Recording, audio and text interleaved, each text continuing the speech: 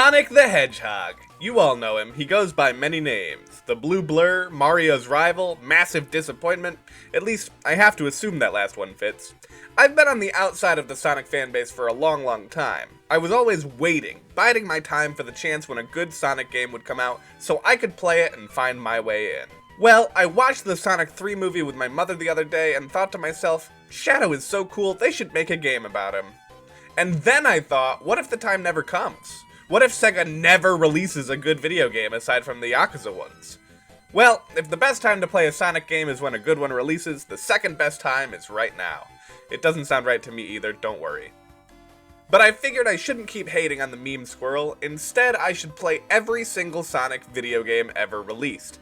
Except don't do that, there are way too many. I'm not even sure I'll hit every single main Sonic game, so let's just say I'm gonna play a lot of Sonic and we'll go from there. Sonic Mega Collection on the GameCube, which is, for all intents and purposes, first chronologically.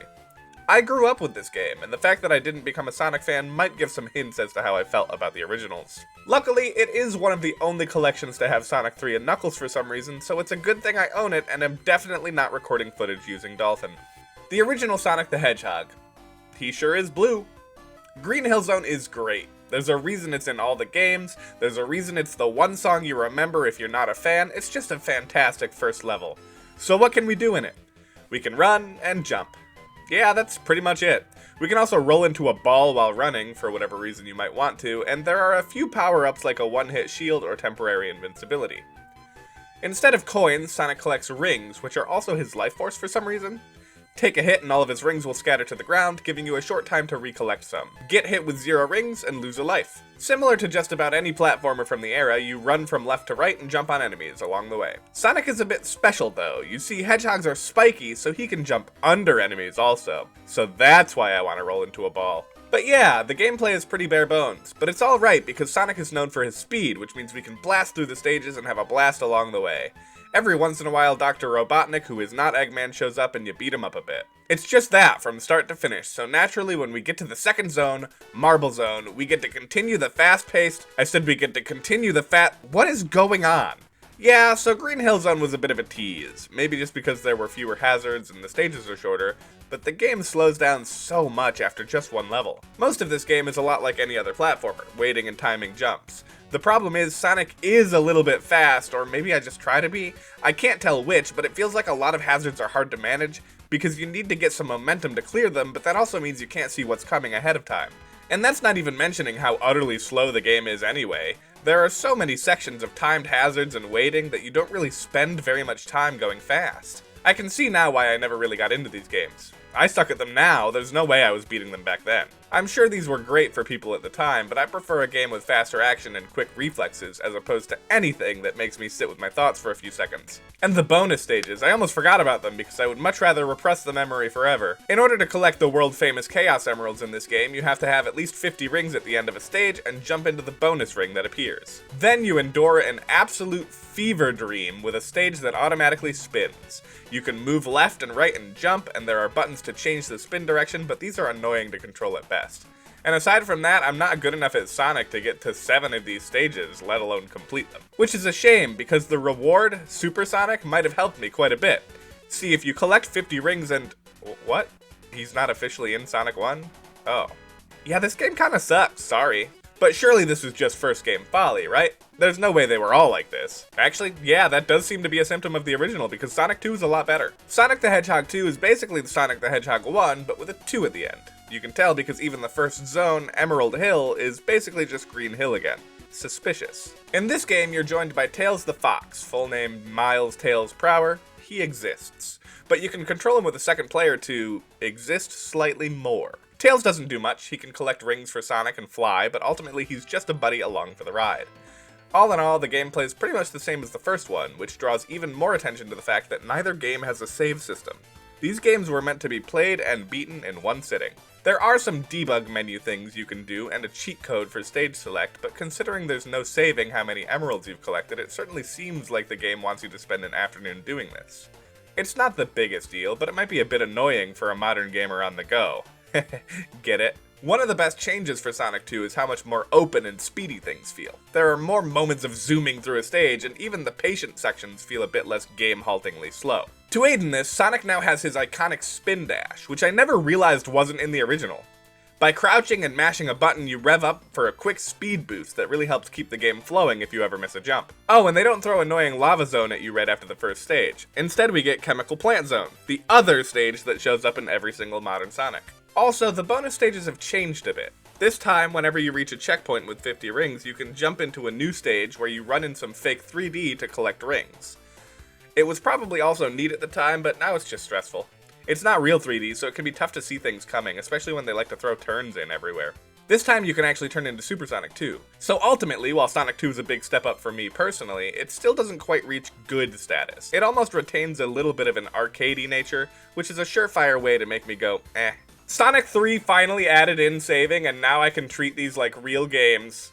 Kind of. See, Sonic 3 was pretty much half of a game, with a fancy and Knuckles expansion pack released 6 months later. Neither game feels truly complete on their own, but together they are greater than the sum of their parts. Pretty much everything good from Sonic 2 is still here, with better storytelling and environments, an extra playable character, and the new elemental shields, which have extra immunity and unique double jumps for each one, in addition to protecting you for a hit. And I went through it too quickly, that's pretty much everything. I like the zones a bit more in 2 and 3, but it's hard to pick which one is better from that standpoint. They're both very similar and decently fun games, although I still hesitate to call them good. There are bonus stages yet again, although my copy seems to have difficulty with them. To get to them, you have to find fancy rings hidden in the level, and then you have to collect blue balls and avoid red ones. It's not too complex, but it can get a bit tricky when things start speeding up and the game starts bugging out. The method from Sonic 2 will still get you to some bonus stages, but this time it's more like Sonic 1's bonus with a slot machine in the middle that grants you extra rings and lives if you can land in it and then get lucky. All in all, with both of these games together, it is by far the most complete package. I like the way Knuckles is constantly taunting you, and the transitions between stages help the game feel more like one big world than a bunch of separate levels. But that's basically it for 2D Sonic for a while, if only because Sonic CD isn't on the Mega Collection and I don't really have another way to access it. But hey, it's not all bad. Sonic Adventure DX is available right on Steam. I have that! I'll be honest, I didn't have high hopes going into the original Sonic Adventure game. It's one of the few games I have never played even a little bit, and it is infamous for its level of quality. But once I started it up, I have to admit, it controls really well. Sonic moves pretty quickly, and the levels are laid out in a pretty good way to not be confusing or mess with the camera too much. For his first true transition to 3D, it honestly is a really fun adventure. Well, so far. Sonic does have power-ups to collect in this game, and they're certainly mediocre.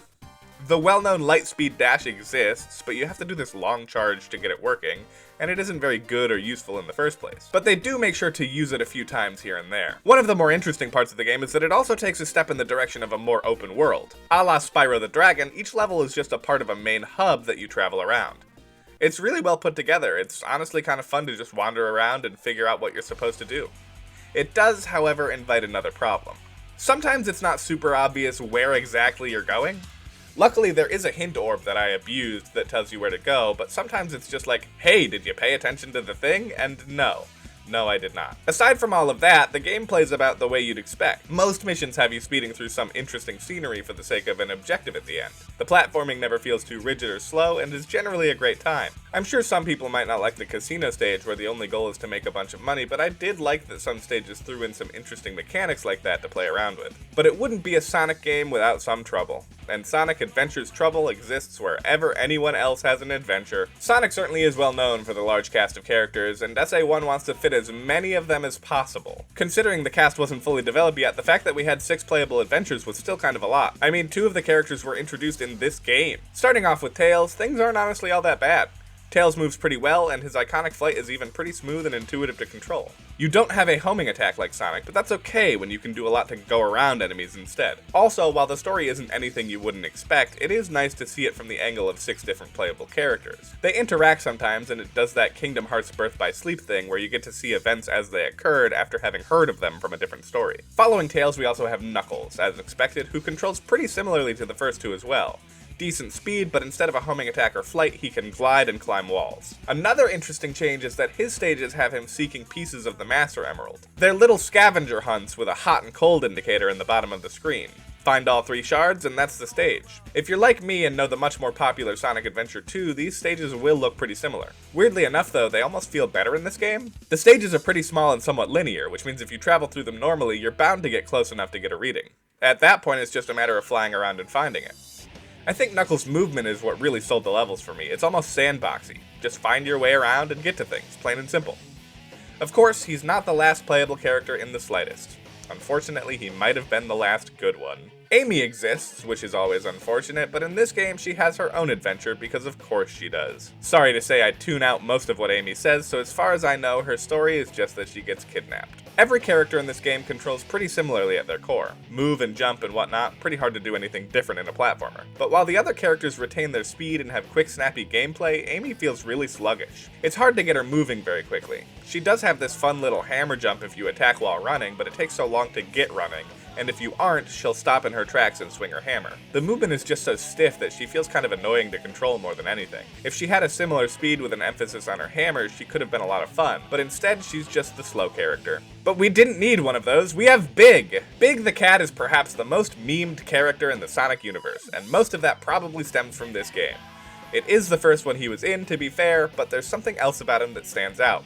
I just can't quite put my finger on it. It's bad. Easily the worst story. Luckily, also a very short one. See, Big loves Froggy, a frog, who is constantly running around and forcing himself into the plot. Meanwhile, all Big wants to do is go fishing and find Froggy, which means he ends up in the plot as well. If only he found his way into some gameplay instead. Big's levels are fishing minigames. There's no way around it, it's just a bad fishing minigame. The controls are a bit stiff again, but also just a bit confusing while also being really simple. I can't seem to control much while my rod is cast, which is fine, that's pretty true to real life, but it basically means I just have to either hope that my target sees my bait or keep recasting my line until it's in a good spot. I managed to get what I wanted eventually, but it did take way longer than you would expect. Which is the opposite of what I would say for our last character, Gamma. Gamma is a robot who works for Eggman and has a gun. The speed of the main cast is back, and it's fun to zoom around the levels, blasting everything in your way while heading for the... Done? Oh. Well, that was just the first level, so I go to the second level and have fun blasting through Done again? Maybe the easy-to-use gun and lack of much in the way of platforming contributed to this, but I was crushing these stages. Each one was like 30 seconds tops. And don't get me wrong, they were decently fun, but I do think I would have liked a bit more to do. But it's alright, between the multiple playable characters and even some minigame stages like this flight level on the tornado, there's a lot to do in this game. And for doing well, you end up with some rings for your collection, but what are they for? Of course, everyone's favorite and only memory of Sonic Adventure 1, the Chow Garden. Raise your own little cute creature and turn him into a racing machine. Or at least that is what I would say, but I'm not a Chow Garden kind of guy. Bye. There are also boss fights, and the best thing I can say about most of them is that they are there. Sometimes you fight another playable character, and it is the easiest thing I've ever done in my life. And I breathe sometimes. And that's the original Sonic Adventure game. It was really confusing, honestly. I think there are some great parts, but also some really dull parts as well. It's hard to call it a good game exactly, but I definitely had a lot of fun with it. Am I just being obtuse? Yes, definitely. You should check this one out. Lucky for me, the sequel is also on Steam. I can't wait for more of the same...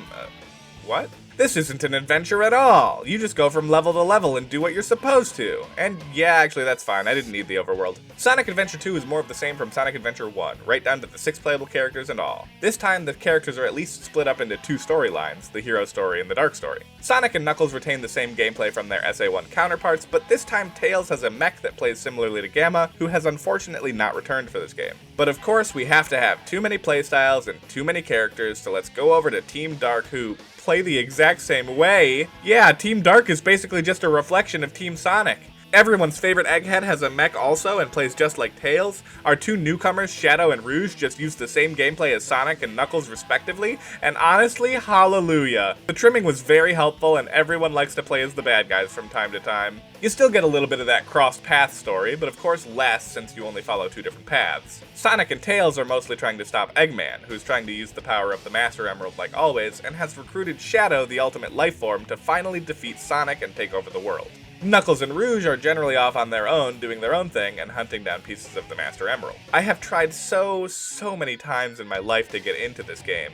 Time and time again, I found the controls just a bit too stiff, and the level design just a bit too frustrating, and never really got into it. So naturally, playing it again for this video, I expected to have the same reaction. I've never been able to understand the same love people had for this game, and I chalked it up to nostalgia. And I don't know why, but this time, it clicked. Sonic Adventure 2 certainly isn't the greatest video game ever made. It's a bit camp, the extra characters can be a bit less fun than just running around, but it all works in its favor. I don't know if I would have as much fun as Sonic if I weren't forced to slow down and play as Tails from time to time. Playing as Knuckles helps me look at the game the same way as the devs when looking for places to explore. And most of all, it's just good fun. I don't need to justify myself. Obviously, there are a lot of memes, mostly from the Sonic fandub, which help me enjoy the story a bit more, and I mean, Shadow's just a cool guy, that's always been the case. And of course, the Chow Garden returns. Still not engaging, sorry. Also, since there isn't an overworld, in order to reach the Chow Garden normally, you need to find a key inside of a level, and you'll automatically go there afterward. The levels themselves are a bit more reminiscent of an earlier Sonic game. I think the SA1 levels did this as well, but in SA2 you can really see the multiple different paths to an objective based on whether or not you make certain jumps. It's always really fun to blast through a level as Sonic or Shadow, even if the concept is the same in most 3D Sonic games. The controls are really tight, and the power-ups are a bit more snappy, even if they are all mapped to the B button. The light speed dash is way better in this game, just activating if you hit B near some rings. The level designs are sharp, and they even include some collectibles to backtrack for, mostly in the form of those same power-ups.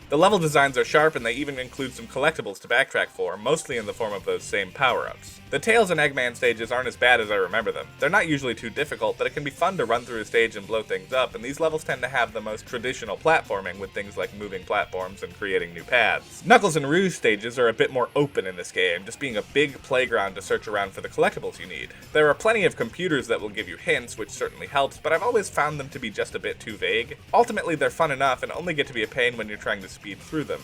Which of course brings up the elephant in the room, rankings. I couldn't find if this was the first game to do it, but Sonic Adventure 2 gives you a rank from E up to A based on your skill in completing it. Oftentimes you can get an A as long as you're fast enough, but sometimes score matters a bit as well. In Sonic and Shadow stages, this is great, since running through them quickly is how you play them normally. For the rest of the cast, this can be a pain. For starters, the scavenger hunts that Knuckles and Rouge go on are randomized. There are only a set amount of locations the shards can be, but it isn't the same every time you retry the stage, meaning it can be a real pain to get through them quickly enough. As for Tails and Eggman, the stages play better when you're methodically destroying everything in your way.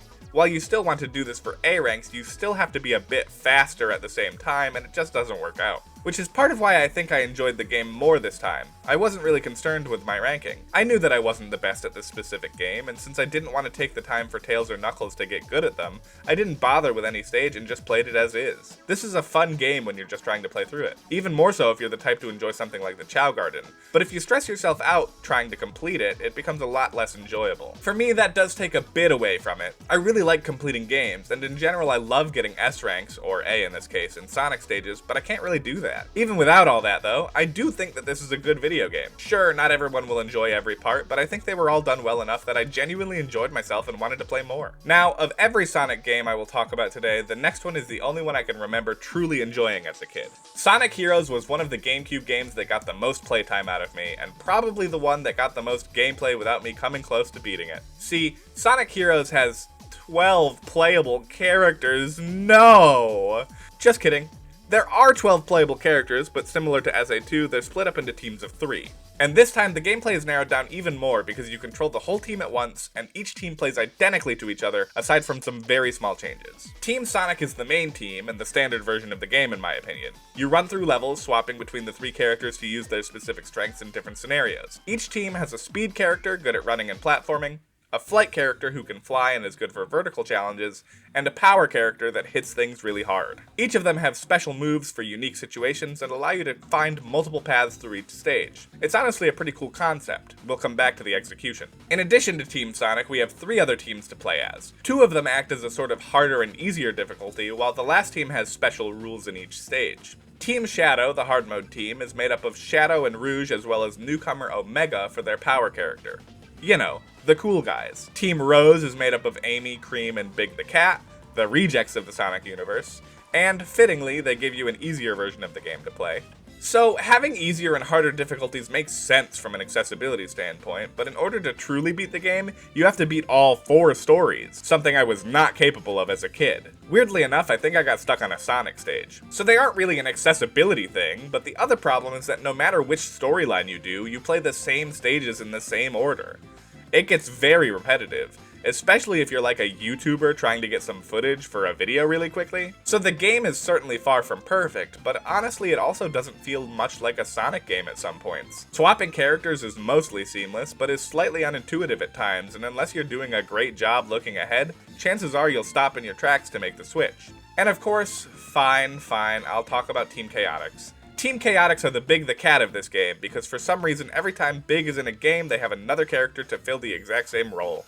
What I mean by this is that Sonic is generally a comedy of errors.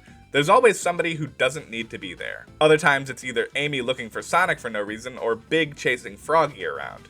This time, however, it was Team Chaotix unknowingly running errands for Dr. Eggman. The trio make up a detective agency and get a mysterious job from an unseen person, which means each of their stages is generally more of a Shadow the Hedgehog scavenger hunt. I mean the game from 2005, not the character. That might be a spoiler, except this video is only about good Sonic games. Of course, we're talking about Sonic Heroes, so maybe that's not entirely true. I think overall the game was fine, each character having their own skills made for a neat little gameplay style that we haven't seen again. And when you're in the flow, it feels really good to keep moving along at high speeds, making the swaps as you need to.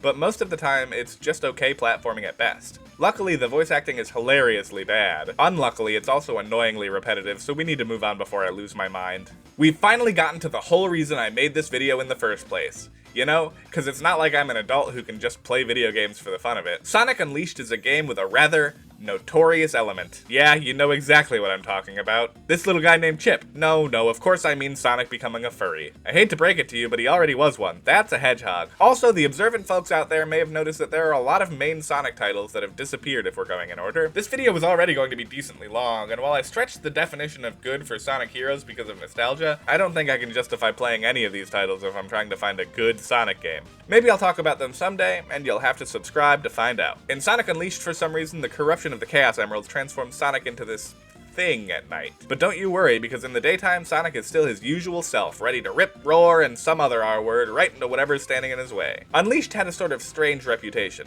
As far as I can remember, nobody liked it back in the day. While I can definitely see reasons not to, for some odd reason it made a comeback recently? What's even more odd is how difficult it is to access this game. How did it make a comeback as the only Sonic game not to get a re-release on any modern platform? I think I played the Wii version back in the day. I remember not being able to get very far again because this game locks progression behind the standard modern collectibles. What would eventually just become red rings were special tokens needed to access the levels. Collecting them all is a hell of a task. Luckily, I don't have to. Not even close. How was I not able to get enough of these as a kid? Either way, the Xbox 360 version is nice and polished, and if my story doesn't line up at any point, yeah, this is the fan port Sonic Unleashed recompiled. I can't stress enough how difficult it was to get this footage.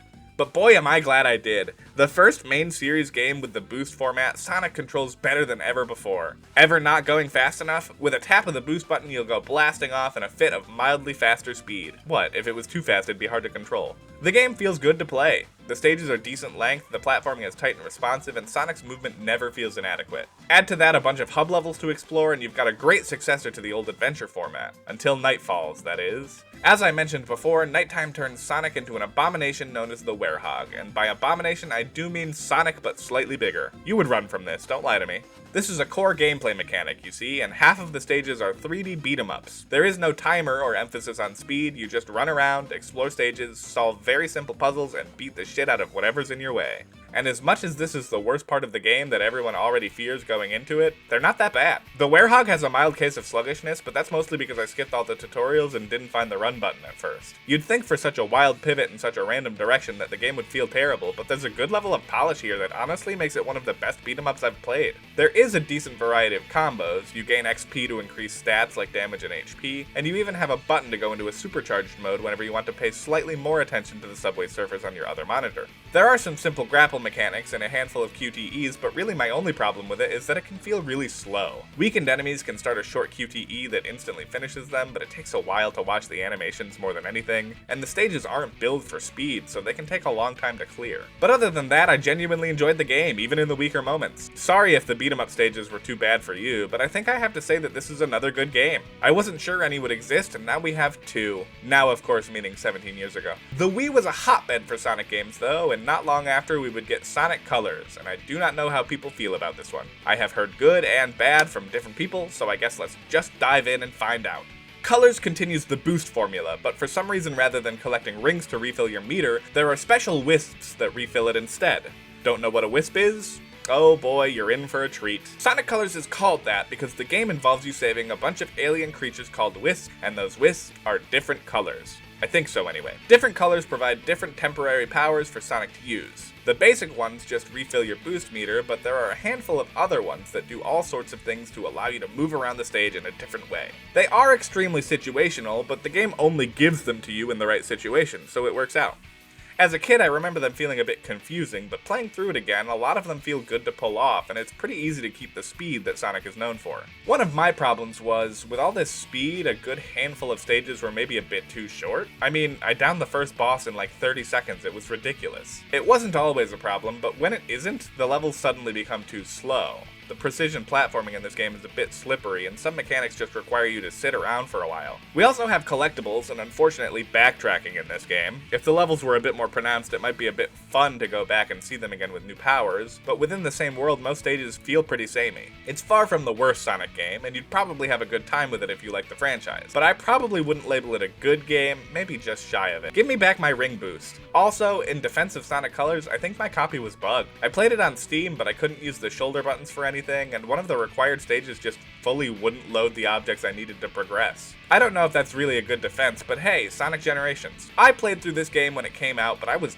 dumb back then, and I didn't really like it. And then the sequel package came out, and oops, I gotta pretend I don't know about it. I definitely didn't play it before deciding to make this video. Damn it, my conceit is falling apart. Sonic Generations is a good game. I'm not gonna hold that information back because it doesn't need to be. You all know it. Sonic Generations is a cross between modern Boost Sonic and classic Spin Dash Sonic, and a game that works really well and brings back a lot of the best stages from previous Sonic games. Technically, there isn't a lot new here, as the themes are all ripped directly from other games, but the stages are entirely unique, made specifically for this game. When I played it originally, it was just a Sonic game to me. I didn't have a lot of the background that it was pulling from. But this time, I just played a bunch of the better Sonic games. So yeah, I recognize these stages now, and it's so cool to play through them. I'm not sure what came over Sega when they were making this game, but it is constant banger after banger. Each stage has different mechanics and gimmicks, and sometimes they even one-up the original they were pulling from. Not every stage does something extremely crazy, but even then, they're all a blast to blast through. They're quick, but not too quick, with loads of branching paths to find the red ring collectibles and shave time off with massive shortcuts. The game knows what it is as well. When replaying stages, it'll tell you if you reached a checkpoint faster or slower than the last time, and none of the stages were too difficult to get an S rank in, which was great for me. Also, this is the best iteration of modern Sonic yet. He controls so well and does exactly what you want him to do while not being so overpowered that every stage is a breeze. The homing attack can also be used as a short dash, but that will stop you from being able to home before touching the ground again. This means that you can get more speed when you want it for platforming, but you have to weigh your options if it means foregoing an upcoming enemy or object. The boost can also be used instead in midair for a big burst of speed, but you won't be able to continuously boost until you touch ground again. The flow is just impeccable, and it's really easy to chain together long streaks of quick movement and platforming. The same goes for classic Sonic most of the time, although he does run into a bit of the same trouble with older games where there's a bit more focus on patient platforming. There are also a handful of challenges to complete in each stage. Some are as simple as racing someone through the stage again, while most of them use assets from the stage to create new, smaller levels with some sort of new restriction or mechanic. This was a pretty neat way to include the cast of characters, as they either race you or help you with certain platforming challenges within the bonus stages. Also, if you're not that into them and don't want to spend too long on them, you only need to complete a few to continue the story. But honestly, without them, the game would be a lot shorter. There aren't a whole lot of levels, but it's a Sonic game, so it isn't expected to take forever. Without the challenges though, it does become a bit too short. Luckily, the extra stages are just as fun to play through as the main game for the most part, so it's nothing to worry about. Old bosses make a return too, with some fun enhanced stages for them. I mean, you get to do the race fight with Shadow the Hedgehog. It's a good game. Sonic Generations certainly lives up to the hype. It's what Sonic games should be, and the devs clearly had a fun time making some of these stage ideas. I mean, the gun truck from City Escape means business this time around. The game also has a great sense of making the player feel empowered, with stage mechanics and gimmicks that are on an epic scale that don't change up the core gameplay enough, meaning you can pick it up on the go and really feel cool doing it. Great job, Sonic Team. I hope you don't immediately screw up with the next game. That would be foreshadowing if I weren't handpicking these babies, because next up is Sonic Mania. Most people know by this point that this game was developed in conjunction with fans, rather than it being entirely a Sonic Team thing. I don't know what exactly that entails, and it does not matter. I won't be judging it any less harshly. Sonic Mania returns to 2D Sonic of old in an attempt to figure out where the hell the blue hedgehog went wrong. All jokes aside, between this and games like Sonic Generations, it does seem like they were trying to recapture some of the missing magic. And Mania does a good job of this. The game is pretty much a collection of everything that made the Genesis Sonic games good, mixed in with some new features and levels. In addition, there's a large cast of playable characters and they each have their own new abilities. For the most part, the abilities are actually just okay. Knuckles has his adventure gliding and wall climbing, and Tails has his flying. But for me, I just love the speed of Sonic, especially with the new drop dash. Mania does a good job of keeping the pacing. There are plenty of moments where you get to rush ahead at high speeds and do some cool moves, but also some slower moments where you have to platform. It's a shame so many older stages were reused here because the new ones are pretty solid and I'm tired of seeing Chemical Plant Zone. It's also hard to have much to say. So much of this game's identity is in the old Genesis games and it plays almost exactly like them. But slightly better level design and again the drop dash just helps a lot. This of course was around the time when I started to fear for Sonic fans. It felt like every new title was just a disappointment waiting to happen. Especially after Sonic Forces, I just thought that every day might be the end of Sonic's legacy. Luckily, Sonic fans will still buy the bad game, so he won't die anytime soon, which gave us enough time to get Sonic Frontiers. Frontiers has a bit of an odd reputation because it is simultaneously fun and not very impressive. This game was the first in the franchise to be open zone, as they call it, which is pretty much open world if your game wasn't developed well enough to have one continuous world. I've already talked about this game before, and while you should totally check out my thoughts in that video, I will try to give a brief summary here as well. Sonic Frontiers does a pretty good job of merging Sonic gameplay with a bit more of an open world. There are stages that return to traditional Sonic gameplay and a huge level with tons of collectibles that you're free to run around and collect. The design is a bit off though, with most of the challenges involving random floating rails and platforms. It doesn't feel like a lot of effort went into the level design, and as a result a lot of collectibles are as simple as making a couple of easy jumps or grinding on the right rail. I do think that it's headed in a good direction, but the amount of work it will take for them to integrate fun Sonic movement into a giant open world means it might be a few more years before we see it. The game might have benefited from fewer collectibles if it meant that the challenges were a bit more fleshed out, even if that left a bunch of useless playgrounds to run around on. Especially with the score attack challenges, since these could easily justify having a bunch of things to grind, run, and jump around on. Altogether, I really enjoyed my time with this game, but also if I'm being honest, it does feel almost like a guilty pleasure. The game was fine and all, but calling it good might be a stretch. It is maybe the only not good game in this video that I still definitely recommend trying though. Which leads us back to Shadow Generations. Shadow is like Sonic, except cooler and he has fancy shoes. Shadow Generations is like Sonic Generations, except cooler and with fancy shoes. When I first went into this game, I wasn't fully sure what to expect. I mean, it's not like Shadow ever had classic 2D games, so it wouldn't make a lot of sense to be the exact same thing as Sonic Generations. So it wasn't. Shadow Generations is an admittedly shorter game, which is probably why they felt the need to bundle it with the original. But each stage is just good, action-packed Sonic/Shadow fun from start to finish.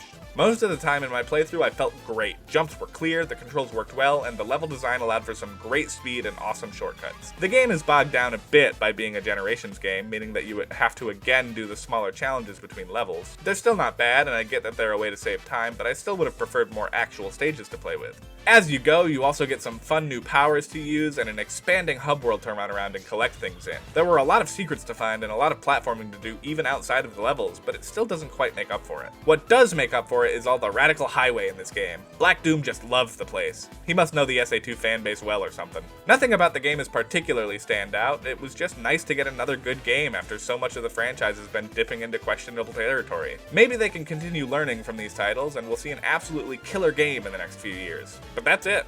That's every single Sonic game that I wanted to talk about. I'm sure I missed some that people love. For example, I've heard Sonic Rush is pretty good. Just leave a comment, I guess. Maybe I'll try it sometime. As for the bad Sonic games, I probably will talk about them eventually, but that means I have to play Sonic Forces, so please let me recover. I don't want to see another Sonic game for months. Now, if you'll excuse me, I'm gonna go play more Sonic Unleashed. Hey, you made it to the end of the video. Thanks so much for watching. If you enjoyed it, maybe consider subscribing. It helps a lot. And if you're looking for something else to watch, maybe check out this video on all of the Switch games that came out over the years.